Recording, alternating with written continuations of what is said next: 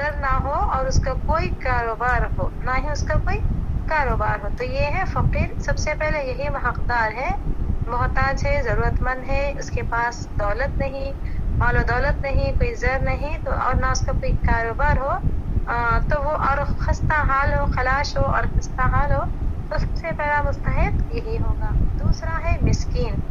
تو مسکین کسے کہتے ہیں؟ مسکین وہ جس کے پاس ضرورت زندگی کے لیے ناکافی مال ہو. مال تو ہو لیکن ضرورت زندگی جو ہوتی ہے، اخراجات جو ہوتے ہیں، اس کے لیے ناکافی ہوتے ہیں اس کے پاس کی دولت، اس کے پاس کا سامان. اور بے شک ایسے شخص کا گھر بار اور کاروبار بھی ہو مگر پھر بھی وہ باوقار زندگی کے لیے ناکافی ہو. گھر ہے اور پھر وہ کاروبار سے لگا ہوا ہو، نوکری سے لگا ہوا ہو، کماتا وغیرہ ہو، لیکن اس کے لیے اس کی اخراجات جو ہوتے ہیں ضرورت زندگی کے لیے، وہ اس کی آمدنی، اس کے پاس جو کچھ ہے وہ اس کے لیے ناکافی ہو، تو وہ بھی حقدار ہے، یعنی مسکین کے درجے میں آئے گا. وہ جس کے پاس ضرورت زندگی کے لیے ناکافی مال ہو اور بے شک ایسے شخص کا گھر بار اور کاروبار بھی ہو مگر پھر بھی وہ باوقار زندگی کے لیے ناکافی ہو، تو وہ بھی حقدار ہے. یہ مصارف میں سے ہیں. پہلا ہے فقیر، دوسرا ہے مسکین، تیسرا جو ہے عاملین زکوٰۃ. زکوٰۃ کا تیسرا مصرف جو ہے عاملین زکوٰۃ ہے، جو کہ زکوٰۃ کی وصولی اور اس کے حساب کتاب کے ذمہ دار ہوتے ہیں. اپنے آپ کو وہ وقف کر دیتے ہیں ان کاموں میں. زکوٰۃ جو کہ اسلام کی بنیادی ارکان میں سے ایک رکن ہے، تو لوگوں کی جو فرضیت ہے ان کی ادائیگی میں یہ ذمہ داری کرتے ہیں. پھر جو اپنے آپ کو وقف کرتے ہیں ان کاموں کے لیے، حساب کتاب کے لیے، زکوٰۃ کی وصولی کے لیے، تو ان کو بھی یعنی کہ عاملین زکوٰۃ جو ہوتے ہیں ان کو بھی دیا جا سکتا ہے. تیسرے درجے میں ہے عاملین زکوٰۃ.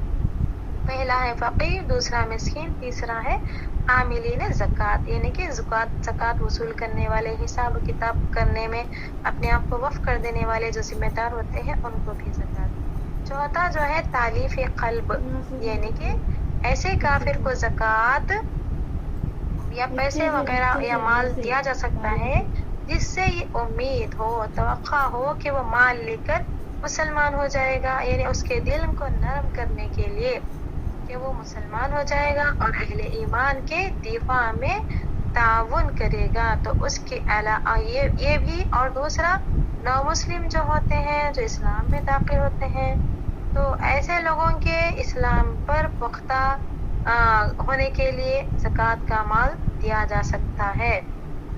پہلا تو ہے تالیف قلب، یعنی کہ ایسے کافروں کو کہ ان کے دل اسلام کی طرف مائل ہو جائے، تو ایسی نیت سے کافر کو بھی زکوٰۃ دیا جا سکتا ہے. اور اس کے علاوہ نو مسلم جو ہوتے ہیں ان کو اسلام پر پختہ کرنے کے لیے زکوٰۃ کا مال خرچ کیا جا سکتا ہے.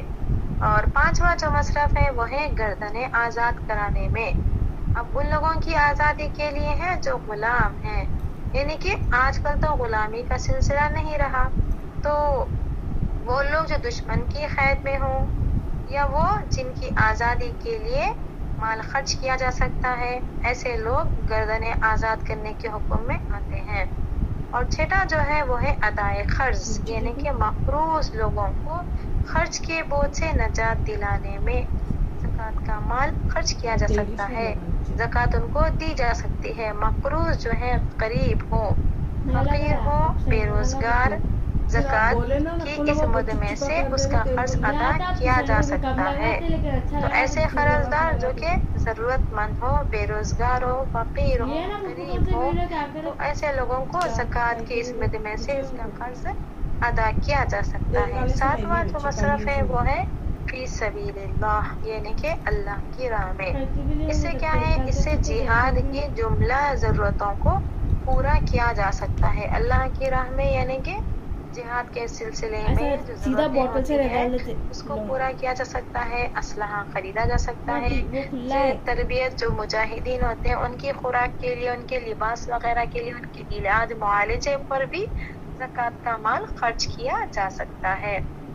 اور آٹھواں جو ہے مسافر ہے، یعنی کہ زکوٰۃ کی رقم کا حقدار صرف غریب مسافر ہی نہیں بلکہ غنی اور دولت مند شخص بھی.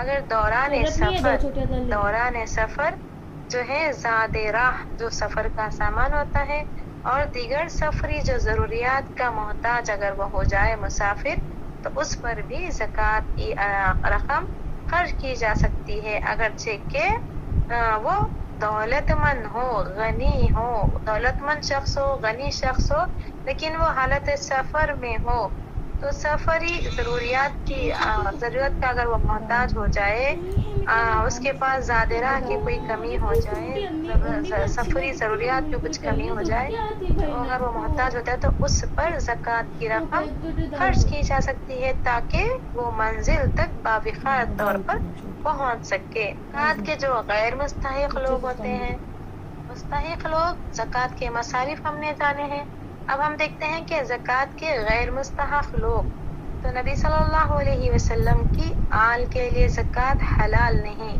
اب اس ضمن میں ایک نقطہ میں یہ بتاؤں کہ معروف و مشہور ہوئی جاتی ہے بات کہ سید جو ہوتے ہیں ان کو زکوٰۃ نہیں دینا چاہیے۔ اب یہاں پر سید سے مراد کون؟ آل محمد صلی اللہ علیہ وسلم۔ اب اس ضمن میں بتانے والے خود اس بات کے جواب دہ ہوں گے، کیا وہ یقیناً اس شجرے سے ہیں؟ اللہ عالم۔